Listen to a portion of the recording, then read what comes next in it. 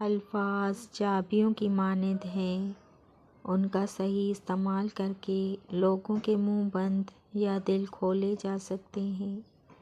جن کو اپنے بے مول سمجھ کے چھوڑ دیتے ہیں، ان کو غیر انمول سمجھ کے تھام لیتے ہیں۔ کبھی کبھار اچھے لوگوں سے بھی غلطیاں ہو جاتی ہیں۔ اس کا مطلب یہ نہیں ہوتا کہ وہ برے ہیں، اس کا مطلب یہ ہے کہ وہ بھی انسان ہیں۔ اب مجھے الجھنا نہیں آتا، اب میں ہار مان جاتا ہوں۔ تمہیں ہر صورت میں جینا تو ہے، پھر کیا یہ اچھا نہیں کہ تم پھولوں کی تجارت کرو اور تمہارے ارد گرد کی فضا ہمیشہ ان کی خوشبو سے مہکتی رہے۔ صبح دھند چھائی ہو تو بھی آپ کو سورج کے ہونے کا یقین ہوتا ہے۔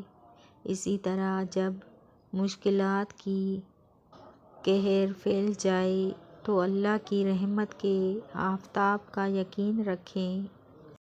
اگر وہ یاد نہیں کرتے تو آپ یاد کر لیں، رشتے نبھانے کے لیے مقابلہ نہیں کیا جاتا۔ جب آپ کسی کے راستے میں روشنی کرتے ہیں تو آپ کا اپنا راستہ بھی روشن ہو جاتا ہے۔ اپنے اعمال کی خبر کسی نے نہیں رکھی مگر اللہ سے۔ مقدر کا گلہ ہر کسی کو ہے۔ یہ جو دکھ ہوتے ہیں نا، یہ بہت ضروری ہوتے ہیں۔ دکھ کا بھی شکر کریں، یہ ہمیں سزا دینے کے لیے نہیں، ہماری آنکھ کھولنے کے لیے آتے ہیں۔ جیسے کوئی بچہ چوٹ لگتے ہی رو کر دوڑ کر ماں کی طرف بھاگتا ہے، اسی طرح ہم بھی مشکل دکھ، درد اور پریشانی میں اپنے رب سے رجوع کرتے ہیں۔ ہمیشہ یہی سوچ رکھو کہ مجھے اللہ نے بہت کچھ دیا ہے، اگر مجھے میرے اعمال کے مطابق ملتا تو میرے پاس کچھ بھی نہ ہوتا۔ نبی پاک صلی اللہ علیہ وآلہ وسلم نے فرمایا، جو دوسرے کو نقصان پہنچائے اللہ اسے نقصان پہنچائے گا، اور جو دوسرے کو تکلیف دے اللہ اسے تکلیف دے گا۔ تجربہ ہمارا ایسا دوست ہے جو ہمیں اس وقت ملتا ہے جب ہم بہت کچھ کھو چکے ہوتے ہیں۔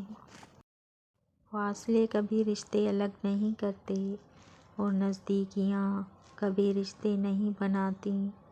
اگر احساس سچے اور پرخلوص ہوں تو رشتے ہمیشہ زندہ رہتے ہیں، کبھی مرجھاتے نہیں۔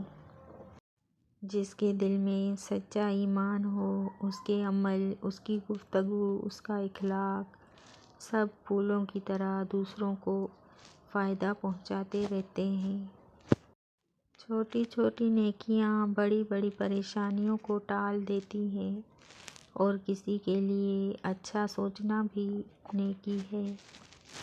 انسان کو زندگی میں ایسی ٹھوکر بھی لگتی ہے جو گرانے کے بجائے اٹھا دیتی ہے۔